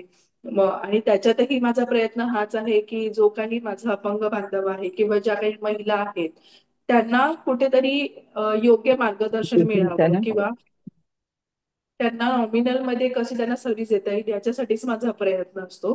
आणि त्याचबरोबर इतरही कामं चालू आहे आणि लीगल प्रॅक्टिस सुद्धा चालू आहे. तर अशा पद्धतीने माझा हा जो काही प्रवास आहे तो मी तुमच्या समोर मांडलेला आहे. आणि खरंच खूप चॅलेंजेस होते आणि इथूनही पुढे आहेत चॅलेंज. त्याच्यामध्ये सगळ्यात महत्वाचं चॅलेंज हे आहे की एज फॅक्टर करतो, की मी जनरली लोकांना दिसते चालताना की मी खूप व्यवस्थित चालते. पण असं नाहीये. त्याच्यामध्ये माझा आत्मविश्वास असतो. पण जेव्हा कधी माझ्यावर खूप जास्त वर्कलोड येतो, तेव्हा माझा पाय मला साथ द्यायचं सोडतो लिटरली. मी चालू शकत नाही. मग त्यावेळी माझ्याकडे एकच पर्याय असतो, की मला पूर्णपणे रेस्ट घ्यावी लागते. आणि पूर्णपणे आराम केल्यानंतरच मग मी व्यवस्थित चालू शकते. हे पोस्ट पोलिओमध्ये येतं, की याला तर काही औषध नाही आहे किंवा कुठली ट्रीटमेंट नाही आहे. याला घेऊनच आपल्याला पुढे जायचं आहे. पण तरीही मला जो एक आत्मविश्वास मिळतो किंवा इतरांकडून आता जे काही मला सपोर्ट मिळतो, मोटिव्हेशन मिळतो, त्याच्यामुळे ही ऊर्जा मिळते. अक्षरशः लोकं विचारतात, की "तू काय-काय करतेस? तू हेही करतेस, तू तेही करतेस." आता मी स्वतः देखील सांगताना विसरले, की मी स्वतः एक उद्योजिका देखील आहे, की जे मॅडमनी सांगितलं, की मला उद्योग ॲज अ बिझनेस एंटरप्रेन्योर देखील पुरस्कार मिळालेले आहेत. तर या सगळ्या प्रवासामध्ये जेव्हा बकेट लिस्टच्या माध्यमातून मी महिलांना घडवत होते, तेव्हा मलाही रिअलाईज झालं, की अरे मी लोकांना सांगते, पण माझं स्वतःचं असं बिझनेस काहीच नाही आहे. लॉ तर मी नंतर केलं, पण त्याच्या आधी काहीतरी एक आपला फॅमिली बिझनेस असावा. आणि मग तो काय असावा याचा विचार करताना ठरवलं आम्ही जातीने कुंभार आहोत. तर कुंभारच जो पारंपरिक व्यवसाय आहे, मडकी घडवणे किंवा भांडी किंवा गणपती. मग मी तेच डिसाईड केलं मिस्टरांसोबत डिस्कस करून, की आपण आपला जो व्यवसाय आहे तोच आपण कमर्शियल करूया. आणि मग अशा पद्धतीने लॉकडाऊनमध्ये आम्ही सुरुवात केली 2019ला गणपतीपासून. जेव्हा लोकांना घरातून बाहेर पडायला बंदी होती, अशा सिच्युएशनमध्ये आम्ही व्यवसायाला सुरुवात केली. पण आम्ही एक ध्येय ठेवलेलं की आपण निअर टू नेचर नावाने आमचा व्यवसाय आहे. Near to nature arts and pottery आणि आम्ही कंप्लिटली मातीचंच काम करतो, इको फ्रेंडली. इव्हन आमच्याकडचे गणपती आहेत ते देखील शाडूचेच असतात. पी-ओ-पीचे गणपती आम्ही नाही ठेवत. आणि आज 4 वर्षामध्ये पी-ओ-पीचं इतकं म्हणजे लोकांना क्रेज आहे. पी-ओ-पीचं कॉम्पिटिशन असताना माझे वर्षाला 150 गणपती आज 4 वर्ष झाले सलग माझे 150 गणपती पूर्ण मुंबईमध्ये शाडूचे जातात आणि जे आम्ही स्वतः डिलिव्हर करतो. तो देखील एक वेगळा चॅलेंज आहे, की स्वतःचा जॉब सांभाळून माझे मिस्टर स्वतः आय-टी प्रोफेशनमध्ये आहेत. दोघांचे जॉब, दोघांचे कामं सांभाळून आम्ही जे काही 2-3 महिने आम्ही दिवस-रात्र एक करून गणपतीचं काम करतो. आम्ही गणपतीचं पेंटिंग असेल, त्याचं डेकोरेशन असेल, त्याचं क्लोथिंग असेल, ते सगळं करतो. आणि त्याचसोबत व्हील पॉटरी. आमच्याकडे पूर्ण मातीची भांडी आहेत. गॅसवरच्या जेवणापासून ते गिफ्ट आयटमपर्यंत. अशा सगळ्या प्रकारची फक्त मातीचेच व्हरायटी आमच्याकडे आहेत. जे तुम्हाला YouTubeवर देखील आमचं चॅनल आहे त्याच्यावर बघायला मिळेल. तर अशा पद्धतीचं खूप वेगवेगळ्या पद्धतीचं काम चालतं. लोकं विचारतात, "तू काय-काय करते?"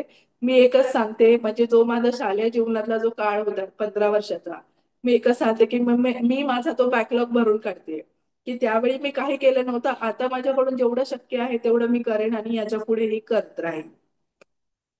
तर मला वाटतं मी खूप वेळ घेतलेला आहे आणि बऱ्यापैकी मी माहिती सांगितलेली आहे. तर कोणाला काही विचारायचं असेल तर तुम्ही विचारू शकता. धन्यवाद ॲडव्होकेट रेखा मॅडम.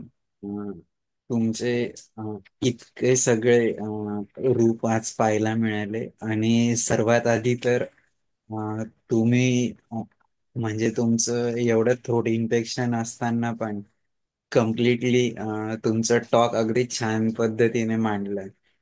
त्याबद्दल पहिले तुमचं अभिनंदन.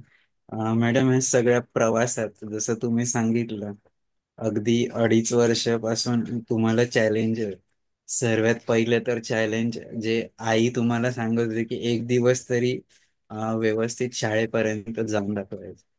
तर हे सगळ्या संपूर्ण प्रवासात तुम्ही जेव्हा जगत आहात आतापर्यंत, तुमच्या जीवनातला सर्वोच्च आनंदाचा क्षण कुठला की जो कधीही विसरू शकत नाही? सर्वोच्च आनंदाचा क्षण तसे तर खूप सारे आहेत. म्हणजे जेवढे जेवढे मी चॅलेंजेस दिले ते मी पूर्ण केले. पण याच्यामध्ये माझ्यासाठी आनंदाचा क्षण मी हे एकच सांगेन, की जसं मी बोलली, की मला लहानपणापासून मला सोशलची खूप आवड होती किंवा मला कलेची आवड होती. पण मला त्या क्षेत्रामध्ये कधीच जाता आलं नाही बिकॉज ऑफ माय डिसेबिलिटी. पण आता जेव्हा माझी मुलं जेव्हा त्या क्षेत्रामध्ये नाव कमवत आहेत, जेव्हा ते अवॉर्ड्स घेतात. मोठा मुलगा 13 वर्षाचा आहे, जो आता वक्तृत्व कला असेल किंवा नाटक असेल किंवा सिंगिंग असेल किंवा शारीरिक खेळ असतील. अभ्यासाव्यतिरिक्त याच्यामध्ये तो खूप वेगाने पुढे जात आहे. आणि माझा लहान मुलगा 7 वर्षाचा आहे, तो सुद्धा आता गेममध्ये, फुटबॉलमध्ये खूप चांगल्या पद्धतीने स्वतःला सिद्ध करण्याच्या मार्गावर आहे. तर एक समाधान मिळतं, की हे माझ्यासाठी सर्वोच्च क्षण आहे, की चला मी जी काही माझी स्वप्न सगळीच तर आपण पूर्ण नाही करू शकत. पण ती स्वप्न आज माझी मुलं पूर्ण करतात आणि मला वाटतं हा माझ्यासाठी सर्वोच्च क्षण आहे आनंदाचा.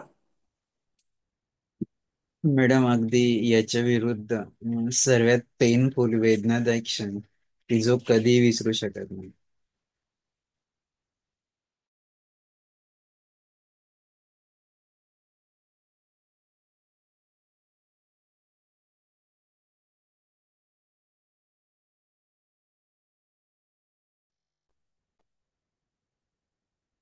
आवाज येतोय?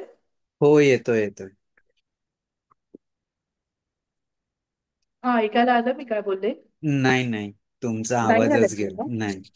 Okay, okay. सर एकच मिनिट सर. हो.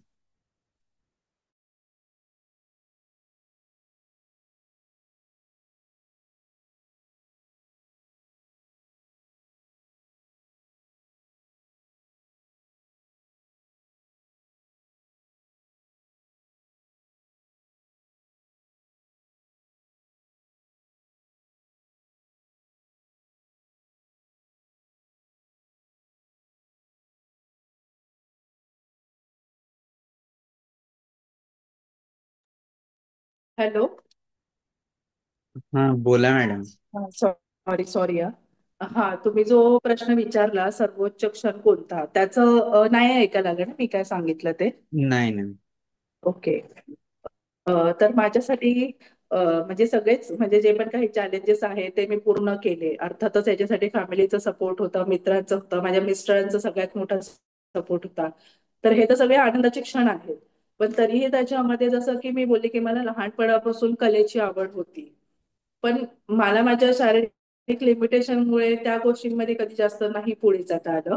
आज माझी मुलं आहेत. माझा मोठा मुलगा 13 वर्षाचा आहे. जो वक्तृत्व असेल किंवा सिंगिंग असेल, नाटक असेल, या सगळ्यामध्ये तो खूप चांगल्या पद्धतीने यश मिळवतोय. त्याचबरोबर फिजिकल गेममध्येही चांगलं यश मिळवतोय.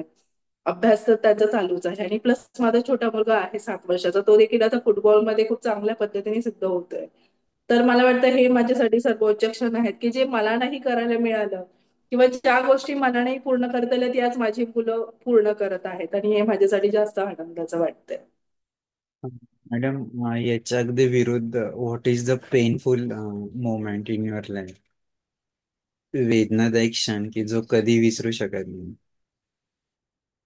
अ, वेदनादायी क्षण एकच सांगेल, की जसं मी बोलले, की आई-वडील आणि आपलं कुटुंब, भाऊ त्यांच्याशिवाय तर आपण कधीच घडू शकत नाही आणि आज जे काही मेहनत माझ्या आई-वडिलांनी घेतली आहे, त्याच्यामुळेच मी इतक्या मोठ्या टप्प्यावर मी येऊन पोहोचलेली आहे.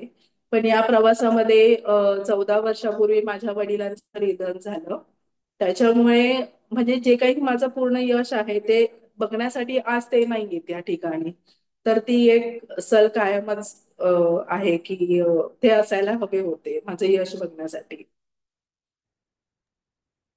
मॅडम, जसं तुम्ही एक 3 शब्द खूप छान सांगितले.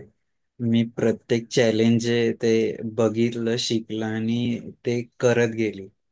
तर हे सगळं करताना हा सगळा स्पार्क तुम्हाला कुठून मिळाला? जसं एखादा दिवा पेटण्यासाठी ठिणगीची आवश्यकता असते, तसं तुम्ही हं. स्वतःला तेवत ठेवण्यासाठी जसं तुम्ही सांगितलं की प्रत्येक वेळेस बघणं, शिकणं आणि करणं हे सगळं करत गेला, तर याची ऊर्जा, एनर्जी किंवा ही तेवत ठेवण्यासाठी चे प्रयत्न तुम्ही कसे करत गेला, ते कुठून मिळालं की मला हे करायचंच आहे? बरोबर. खूप छान प्रश्न विचारलात. हा स्पार्क मी म्हणेल माझ्या आयुष्यामध्ये 3 आहेत. पहिला स्पार्क तर जसं मी 10वी बोलते, की मी लोकांच्या शब्दांना कंटाळले होते, की ही काही पास होणार नाहीये. तर ती एक ठिणगी मी माझ्यामध्ये पेटली होती, की नाही मी हे करून दाखवणार. त्याच्यानंतर दुसरा टप्पा आहे माझी मैत्रीण आशा, जी मला 11वीला भेटली. तिथपासून जी ती सोबत आहे. म्हणजे जिथे-जिथे मला असं वाटत होतं, की मी एखादी गोष्ट नाही करू शकणार किंवा मी माघार घेते. पण त्यावेळी तिने मला फक्त पुढे ढकललं नाही, तर माझ्यासोबत ती सुद्धा आली. म्हणजे आज जसं मी बोलले, की आज मी लीगल प्रॅक्टिसमध्ये आहे, पण आज ती अजूनही अपंग मुलांच्या संस्थेमध्येच ती सोशल वर्कर म्हणून काम करते. म्हणजे जसं आज तिच्यामुळे मी आहे आणि माझ्यामुळे ती आहे. त्याच्यामुळे मला सतत पुढे येण्यासाठी प्रेरणा मिळाली. आणि त्याच्यानंतर तिसरा स्पार्क आहे माझे मिस्टर अजय चिरनेरकर. म्हणजे कुठलीही संधी असू दे किंवा कधी कुठे बाहेर जाण्याची वेळ आली, अर्थातच घरी मुलं आहेत, काय आहे. पण प्रत्येक वेळी त्यांनी सपोर्ट केला, की तुला करायचं तू कर, मी मॅनेज करेन. तर एक त्यांचा जो काही एक सपोर्ट सिस्टम होता, या 3 गोष्टींमुळेच मी माझे जे पण काही चॅलेंजेस आहेत, ते पूर्ण करू शकले. म्हणजे माझं कुटुंबानंतर हे जे काही 2 माझ्या आयुष्यातले महत्त्वाचे व्यक्ती आहेत, त्याच्याशिवाय हे शक्यच नव्हतं आणि प्रत्येक वेळी त्यांनी मला मोटिव्हेट केलं, सपोर्ट केला किंवा जिथे-जिथे गाईडन्सची गरज असेल तिकडे गाईडन्स देखील केलेला आहे. नक्की मॅडम. खूप छान तुमचा प्रवास आहे, आणि जसं तुम्ही सांगितलं की प्रत्येक वेळेस अस्तित्वाची लढाई आणि ते अडथळ्यांवर मात करत ते चॅलेंज स्वीकारून ते कम्प्लीट करणं, हे खूप तुम्ही करत आलात आणि करत आहात. तर आता मी सर्वांसाठी या मंच खुला करतो. सर्वात आधी भावनाताईंना विनंती करतो की त्यांनी बोलावं, नंतर आपण सर्वांसाठी मंच खुला करू. भावनाताई. हो, धन्यवाद विशाल. रेखा, मी आता म्हणजे तुझ्याशी अगदी एक 15 मिनिटाच्या वेळामध्ये, कारण मला थोडासा उशीर झाला कनेक्ट व्हायला. तर इतकं छान कनेक्ट झाले तुझ्याशी की तुला अहो घालावं असं काही मला वाटलं नाही हा. नक्कीच, नक्कीच. आणि तुझा म्हणजे आता मी शेवटचीच 15 मिनिटं फक्त तुझी ऐकली. आधीचं जे आहे ना ते मी नक्की फेसबुक लाईव्ह चं जे आहे रेकॉर्डिंग त्याच्यावरती ऐकीन. पण त्यानेच मी खूप प्रभावित झाले की तुझा एकंदरीत जो प्रवास आहे ना तो सोपा नाहीये. म्हणजे जसं महाराष्ट्राच्या बद्दल बोलायचं झालं तर तुझा प्रवास म्हणजे कळसुबाईचं शिखर गाठलंयस तू. तर तू खरोखर शिखर गाठलेलंच आहे. वेगवेगळी शिखरं पादाक्रांत करत आलेली आहेस आतापर्यंत. आणि अ, अतिशय सकारात्मक तर आहेस तू, त्याच्याबद्दल वादच नाही. मला खूप आवडली एक गोष्ट की तू फार छान हे सांगितलंस की आम्ही कुंभार समाजाचे आहोत आणि कुंभार समाजाचे असल्यामुळे आपला व्यवसाय आपण वेगळ्या पद्धतीने कसा पुढे नेता येईल ह्याचा तू विचार केलास आणि आज त्या व्यवसायाला वेगळं स्वरूप देऊन सगळ्यांच्या सगळ्यांना हे कळू देतेय तू की अ, अ, कारागीर काय असतो, कारागिरी काय असते. कारण जनरली लोकांना ना ही गोष्ट पटकन कळत नाही. ते इतके युज टू झालेल्या गोष्टी असतात ना.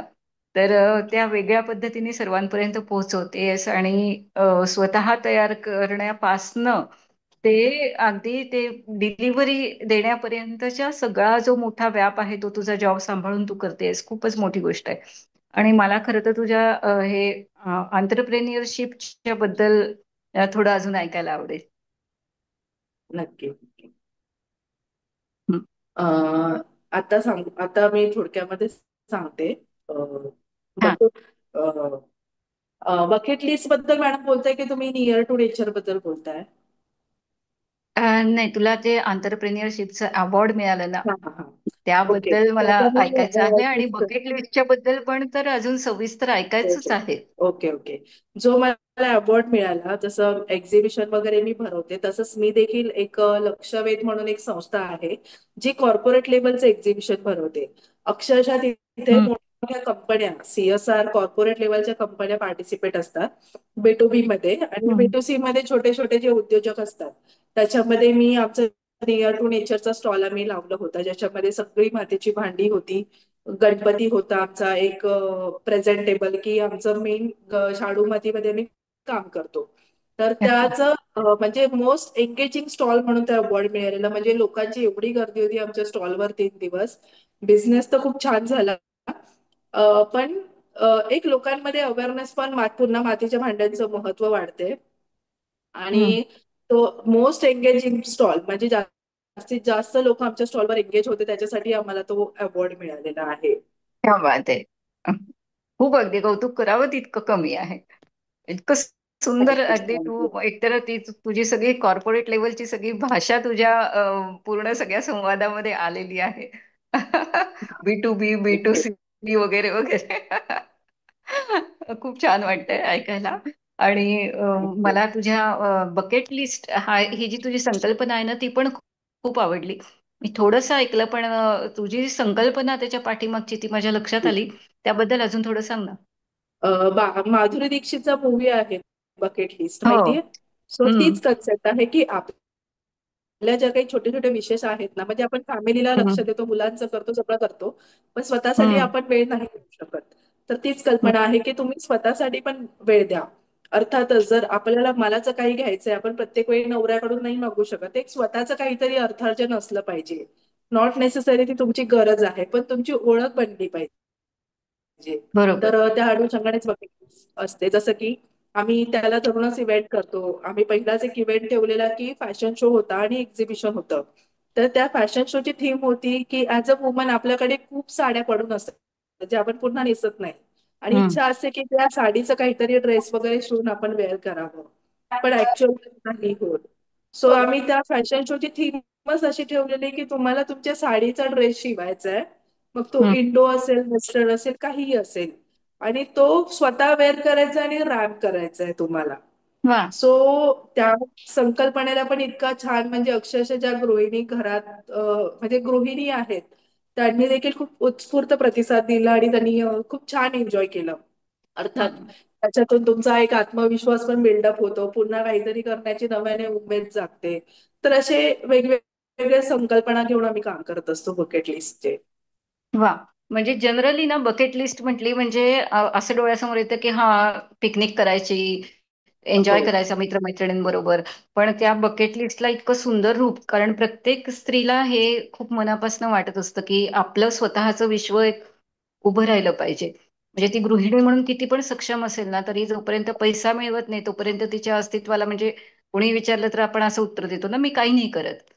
वास्तविक ती 100 गोष्टी करत असते. स्वतःची ओळख सगळ्यात महत्वाचं आहे, की हा, स्वतःची एक ओळख निर्माण स्वतःची करणं. ओळख निर्माण करणं, स्वतःचं विश्व निर्माण करणं, ही तुझी बकेट लिस्टची संकल्पना खरंच हो खूप हो. आवडली. आणि थँक्यू. अ, तुला अजून अनेक अनेक शुभेच्छा आमच्या सगळ्यांतर्फेच. खूप छान थँक्यू. वाटलं थँक्यू म्हणजे. So much. आणि विशालला पण खूप खूप धन्यवाद की विशालने तुझ्यासारखं रत्न शोधून आमच्या समोर आणलं. त्यामुळे आम्हाला इतकं छान ऐकता आलं. Thank you. Thank you thank you so much. Madam. Bhavanatai, तुम्ही आमच्या पाठीमागे आहात त्याच्यामुळे हे सगळं होत आहे. तुझी कन्सिस्टन्सी वाखाणण्यासारखी आहे. मला नेहमीच ते खूप वाटतं. Ashok Bhanse sir, doctor Sunita madam, please unmute करून बोलू शकता. अशोक अवजे सर, सारिका मॅडम, बोला डॉक्टर सुनीता मॅडम. हा. मी पण थोडं उशिरा जॉईन केलं, पण खूप छान रेखाताई, तुम्ही एकदम सिक्वेन्स प्रमाणे आणि खूप अगदी छान पद्धतीनं मांडला तुमचा सगळा जीवन प्रवास. आणि खरंच तो मोटिवेशनल आहे. म्हणजे किती तरी गोष्टी मधून तुम्हाला माघार घ्यावी लागली, तरी सुद्धा तुम्ही जिद्दीने पुढे गेलात आणि काहीतरी करून दाखवलं. आणि आज आम्हाला एक नवीन ऍडव्होकेट पण मिळाल्या आमच्या सेशनसाठी, असंही समजायला काही हरकत नाहीये. आणि तुमच्या पुढच्या आयुष्यासाठी पण खूप खूप शुभेच्छा. आणि तुम्हाला भेटायला मला नक्की आवडेल, आपण कधीतरी नक्की भेटू. नक्की. Thank you. Thank you madam. Okay, all the best. Thank you. खूप धन्यवाद doctor Sunita madam. Ashok Bhanse sir.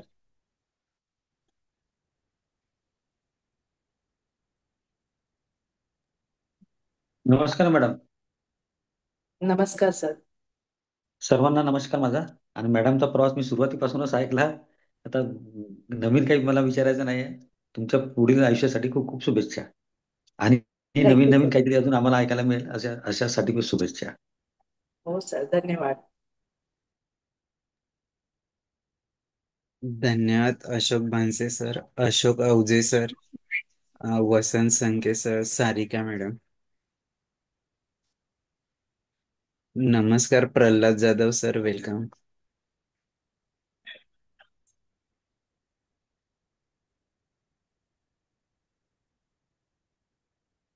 Ashok Avaje sir, Sarika madam, Vasant Sanke sir.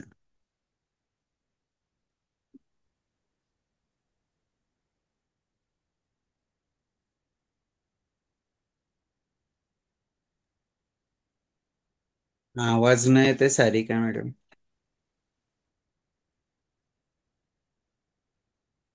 Hello, येतोय आवाज? हो आता येतं. बोल. हं. खूप छान मॅडम, तुमचा प्रवास.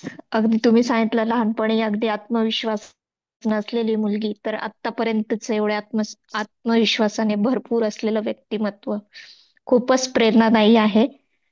तुमच्या पुढच्या प्रवासासाठी तुम्हाला खूप खूप शुभेच्छा. Thank you madam. Ashok Avaje sir, Vasant Sanke sir, Pralhad Jadhav sir. Unmute करून बोलू शकते. हा बोला हॅलो. वसंत संके सर. पूर्वनियोजित कार्यक्रमामुळे कार्यक्रम नीट ऐकता आला नाही. खूप इच्छा होती. उद्या निवांत बघतो सगळं काय ते. ओके पण सर, एकंदरीत नक्की. शेवट बघितल्यानंतर वाटलं की फारच छान कार्यक्रम झालेला दिसतो आणि ते व्यक्तिमत्व समजून घ्यायला आवडेल मला. उद्याला बघतो मी काय ते. उद्या बघवा. थँक्यू. नक्की सर, नक्की सर. थँक्यू. हा नमस्कार. नमस्कार सर, बोला ना. अ, अ, सर्वप्रथम क्षमा असावी की मला टाइमआउट जॉईन करता आलं नाही, पण मला रेखा चिरनेरकर बद्दल म्हणजे बऱ्यापैकी म्हणजे 99.99% जर तुम्ही बोलला तर माझा प्रवास एकसारखाच होता. मी ट्रेननं प्रवास केलाय, मी साठी प्रवास केलाय, आम्ही सोशल वर्क साठी प्रवास केलाय, आम्ही प्रोफेशन साठी प्रवास केलाय. पण ती जे आज जे काय म्हणजे आपल्या मेहनतीवर जे तिने अचीव्ह केलंय ते खरंच कौतुकस्पद आहे. कारण तुम्ही समजू शकता, एकतर अपंगत्व आणि त्यातल्या त्यात महिला. म्हणजे महिला म्हणजे मी त्यांना कमी नाही लेखत आहे. महिला म्हणजे ज्यांच्यावर जास्ती रिस्पॉन्सिबिलिटी असते ऍज कम्पेअर टू पुरुष. अशा सर्व जबाबदारींना पार पाडून आपली आपली जी एक नाव असतं ते समाजात किंवा आपल्या क्षेत्रात एक म्हणजे तिने MSW केला होता. MSW केल्यानंतर तिने लॉ केल्यानंतर ती प्रॅक्टिस करते. आणि त्या प्रवासामध्ये तिने जे काय धडपड केलेली आहे सोशल वर्कसाठी हे मी स्वतःच्या डोळ्यातनं म्हणजे माझा अनुभव आहे त्याच्यावर काही काही गोष्टींवर काम करताना. तर मला त्यांचं ते डेडिकेशन पूर्णपणे माहिती आहे. तिने मला बोललं होते की प्लीज अटेंड कर हे. पण माझी मीटिंग पण होती ऑफिसवरून आल्यानंतर एक, आणि त्याच मीटिंग मध्ये ते डिले झालं मला. Sorry for that Rekha.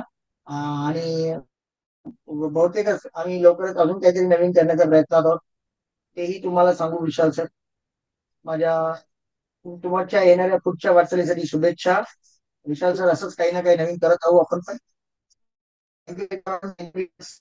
Thank you. Thank you. धन्यवाद प्रल्हाद जाधव सर. अशोक अवजे सर, तुम्हीच राहिलात बोलायचं, अनम्यूट करून बोलू शकता. नाहीतर आपण समापनाच्या दिशेला जाऊ.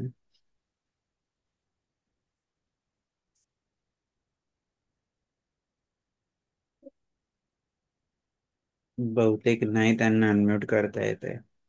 रेखा मॅडम, खरोखर तुमचं जे व्यक्तिमत्व आहे बहुआयामी, आणि प्रत्येक वेळेस चॅलेंज स्वीकारत ते पार करत ते अचीव करणं, हे खूप मोठं काम असतं, धाडस असतं. बालपणापासून तर आतापर्यंत म्हणजे 10वीत चॅलेंज स्वीकारलं होतं ते अजूनही अं, शिरावर घेऊन तुम्ही लढतात आणि इथपर्यंत पोहोचलात. तुमच्या भावी वाटचालीसाठी शुभेच्छा. आणि कसं आहे की लोकांना जे नॉर्मल असतात त्यांना एक काम करणं कधी कधी मुश्किल असतं. म्हणजे एक काय म्हणतात त्याला, एक सीमारेषा आखलेली असते की मी अँड माय सेल्फ, मी अँड फॅमिली, मी अँड करिअर. तुम्ही त्याच्याही पलीकडे जाऊन सगळं सांभाळून सोसायटीसाठी जे करतायत. आणि तुम्ही तर अजून ते जो बिझनेस सुरू केलेला आहे नियर टू नेचर, की तो तर नेचर प्रती तुमचं असलेलं प्रेम याच्याबद्दल पण आहे. तर निश्चितच मॅडम, या सगळ्या दिशेने जाताना तुम्ही सगळ्यांची काळजी घेत हे सगळं कार्य करतायत. तुम्हाला खूप खूप शुभेच्छा. आमच्या संपूर्ण संकल्प फाउंडेशन परिवाराकडून तुमचे ऋण व्यक्त करतो. आपण भविष्यात पण या संवादात राहूया. आणि जसं डॉक्टर सुनीता मॅडमने सांगितलं, आम्हाला तुमची निश्चितच लवकरच गरज पडणार आहे. मी सविस्तर तुमच्याशी बोलतो 1-2 दिवसात. जिथं आम्हाला हो हो, तुमच्यासारख्या नक्की. वकिलाची गरज आहे, तर त्यासाठी निश्चितच आम्ही तुम्हाला आमंत्रित करू. तर मॅडम, जाता जाता सर्वांसाठी एक छोटासा संदेश द्यावा अशी विनंती करतो.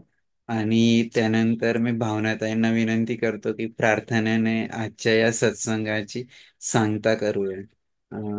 रेखा मॅडम, तुमच्याकडून निश्चितच एक छोटासा संदेश सर्वांसाठी, not only for different label but all the people, की जगलं कसं पाहिजे. जसं तुम्ही हे सगळं सिद्ध करून दाखवलंय.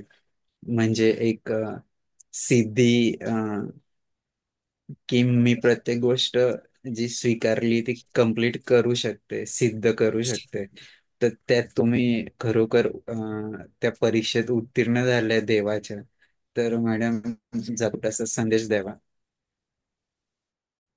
ओके. संदेश असा म्हणजे मी एकच सांगेन की आपलं दुःख कवटाळत बसण्यापेक्षा दुसऱ्याचं जे दुःख आहे, जर ते आपण बघून स्वतःला सावरलं ना तर नक्कीच पुढे जाऊ शकतो. आणि नेहमी आयुष्यामध्ये सकारात्मक राहणं गरजेचं आहे, जे मी केलं. म्हणजे मी जर माझं दुःख कवटाळत बसली असते की मी पायाने अशी आहे, मी काय करणार, तर ते शक्य नसतं झालं. पण मी हाच विचार करत आले की अरे, ज्याला दोन हात नाहीयेत किंवा ज्याला दोन पायच नाहीये, त्याच्यापेक्षा मी खूप बरी आहे त्या मानाने. जर तो काही गोष्टी सिद्ध करू शकतो तर मी दुप्पट त्या गोष्टी सिद्ध करू शकते. मी सतत हेच मनाला समजावत आले आणि मी प्रत्येक ठिकाणी मी पॉझिटिव्हच राहत आले. निगेटिव्ह मी स्वतःला कधी होऊनच दिलं नाही. नेहमी जरी एखादी गोष्ट दुःखदायक असेल, वेदनादायी असेल किंवा निगेटिव्ह असेल, पण त्याच्यातून मी जे पण काही आउटकम आहे ते मी पॉझिटिव्हच काढत आले, की चला मला ह्याच्यातून हे तरी शिकायला मिळालं. आणि मला वाटतं हाच संदेश मी सगळ्यांना देईन, की प्रत्येक परिस्थितीमध्ये सकारात्मक राहून तुम्ही बोला. आणि सगळ्यात महत्वाचा संवाद. हल्ली हेच होतं की आपल्या समजा एखादी काही अडचण असेल आपल्याला, आपण म्हणजे विचार करतो की लोकांना कसं सांगायचं. एक मनामध्ये तो न्यूनगंड घेऊन वावरत असतो, की अरे लोक काय विचार करतील, लोक काय बोलतील, लोक हसतील माझ्यावर. पण मला वाटतं की जोपर्यंत तुम्ही बोलणार नाही तोपर्यंत तुमच्या एखाद्या समस्येवर तुम्हाला मार्ग मिळणार नाही. आणि कुठेतरी हल्ली हा एक अभाव मला समाजामध्ये दिसत आहे, ज्याचा आपण बघतोय की आत्महत्यांचं प्रमाण वाढत चाललंय किंवा गुन्हेगारी वाढत चालली किंवा एखाद्या गोष्टी अशा क्राईमकडे वळत आहेत. तर मला वाटतं की एखादी अडचण असेल, तुम्ही कुटुंबाशी बोला, तुमच्या मित्रपरिवाराशी बोला. नाही तर तुम्ही एक्सपर्टचं ओपिनियन घ्या, पण बोला आणि त्याच्यातून मार्ग काढा. तर हा एक खूप महत्वाचा संदेश मला असं द्यावा वाटतोय. आणि एक आभार पण मी मानते की पुन्हा एकदा की इतकी चांगल्या प्लॅटफॉर्म